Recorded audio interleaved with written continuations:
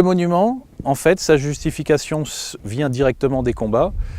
Et dès l'après-guerre, on a imaginé faire quelques monuments à des endroits très importants du front.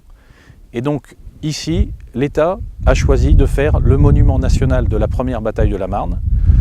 Le lieu très vite a été l'objet de consensus, tout simplement parce que c'était effectivement le centre de la bataille, que le gouvernement, dès 1917, était venu, en plus connaissait bien ce site-là, et il y a eu une très forte influence du maréchal Foch pour justement décider du lieu de l'implantation du monument national qui a été financé par l'État, et c'est un des rares monuments à avoir été financé intégralement par l'État. Donc ce monument symbolise donc la borne contre l'envahisseur, donc dédié à tous ceux qui, du plus lointain des âges, dressèrent la borne contre l'envahisseur. Cette borne qui est représentée est également coiffée d'une victoire ailée. Donc la victoire, c'est une très jolie demoiselle du style des années 20. Donc cette demoiselle a les pieds qui sont orientés vers Paris et les mains tendues vers Verdun pour symboliser un front de 70 lieues, donc de 280 km. Donc la bataille de la Marne et ce monument sont bien en fait le résumé de 280 km de front et de combats intenses donc pendant une semaine. Également sur ce monument, on trouve des sculptures.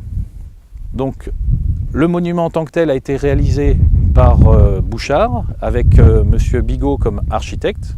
Bouchard pour la sculpture de la victoire ailée.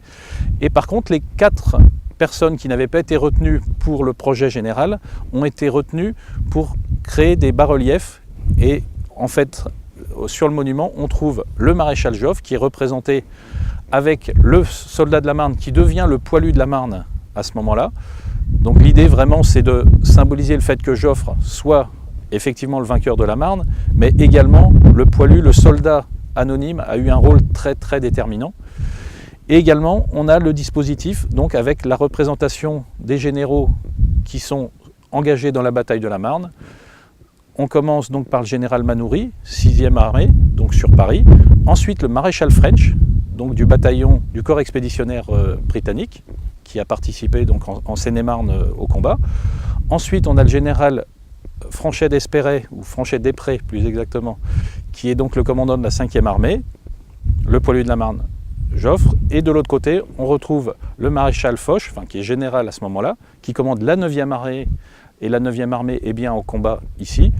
Et ensuite, on a donc le général Langue de Cary, 4e armée française, et le général Sarail, donc 3e armée française. C'est un monument qui est en ossature métallique, avec un béton armé qui a été coulé, comme on sait faire aujourd'hui des silos agricoles. Donc c'est vraiment une structure en béton armé, colorée dans la masse, avec donc du grès des Vosges pour symboliser la reprise de l'Alsace-Lorraine.